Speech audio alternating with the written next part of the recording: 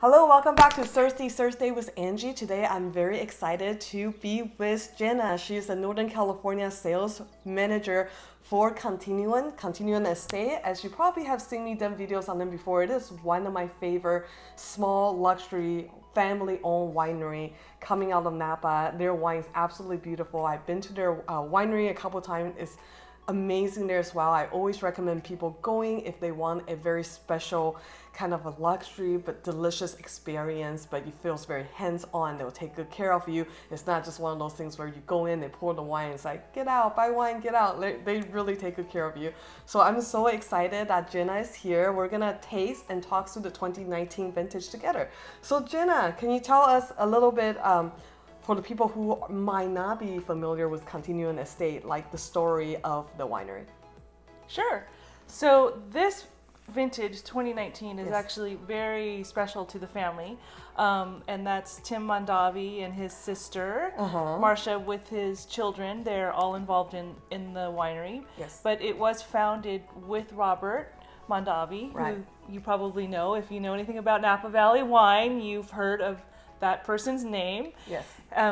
It was founded by them in 2005, but 2019 represents 100 years of the family being in the wine industry, because in 1919, Robert's dad, Cesare, he started shipping grapes from California back to a mining community where he immigrated to from Italy to make home wine during Prohibition.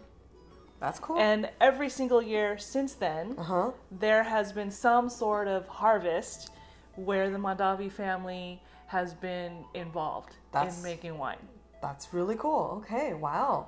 And this year's vintage is 50% Cabernet Sauvignon, 37% Cabernet Franc, 7 Petit Verdot, and 6 Merlot. All right. And it's the most Cabernet Franc to date ever in a Continuum blend. And Cabernet Franc is special to them because the label is a Cabernet Franc vine. Oh, I didn't know that. Okay, that's cool. That is a painting done by Tim's daughter. Wow. Of a vine that was planted by Tim and Robert in the valley at Tokelon. So why the highest percentage of Cab Franc in 2019? You know, Tim does his blend at the end of the process. You know, each block is fermented completely separately and made into its own separate wine. Got it. And as all the components come together, that's when the blending process happens. Tim and his blending team, they start to make the decisions. I just think that the Cabernet Franc has, some of it has been replanted and some of it's been grafted over, is really starting to show its beauty on the site. And every year for them has been a new, not, I don't want to say experiment, but learning process on what the grapes do and what the vines do on the vineyard. And the Cabernet Franc is just showing really well. Yes, it's starting to be really beautiful. I would love to pour. Thank you. I feel like, first of all, in Napa, every year is a great vintage. It's like very rare that we hit a quote-unquote like bad vintage. But I've heard great things about the 19s. They're starting to come out, so I'm very excited to start to taste them, because obviously for the last 2 years we have the ongoing pandemic, the normal trade tasting wasn't happening like we used to. Correct. So for us in the retail or any of the restaurant industry, we're just not tasting the new vintage that's supposedly so great. So how was 19 as a vintage, and how is that compared to the 18 for you? Because I know 18 was outstanding. I do know that the 19 and the 18 have similar yields. Yes. Similar. The weather was similar. When you taste, you'll see, I think in comparison to the 18, it's a little more feminine, but it still has that great power and grace. Yes. I'm actually so excited to hear you say there's more Cab Franc. I love a Cab Franc driven blend. Personally, I just think it's so overlooked, or like Cabernet is like what everyone think, oh my God, that's the backbone of a wine. But I really do think Cab Franc brings so much more nuance yeah. element, the floral touch, and That's something that's kind of like sexy and mysterious. Wow, the color, first of all, I mean, the beautiful kind of that dark red. It's got like a medium plus concentration. You can see a little bit of staining of the glass. Of course, I expected that for a really well-made blend from Napa Valley and being very young.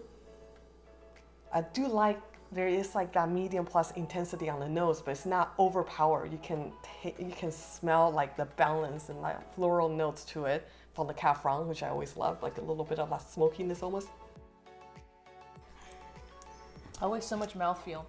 I mean, like, I don't know what to say about this wine. They don't make bad wine. I think I've tasted vintage after vintage, I think 2012, and I've never been disappointed with any of their vintage, including the so-called harder vintage in Napa, like the 17s and the 14. I still think they always do a really good job. I think that's the advantage of Tim's like idea of like kind of fermenting all the blocks separately and do a different blend every year, because then you can adjust to what the temperature and climate give you and make the best wine you possibly can.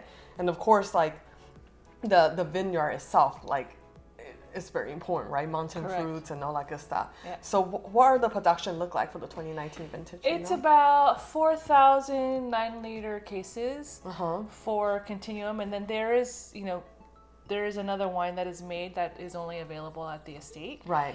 Wow, this wine it's got beautiful kind of vanilla there in the back end, but very well integrated.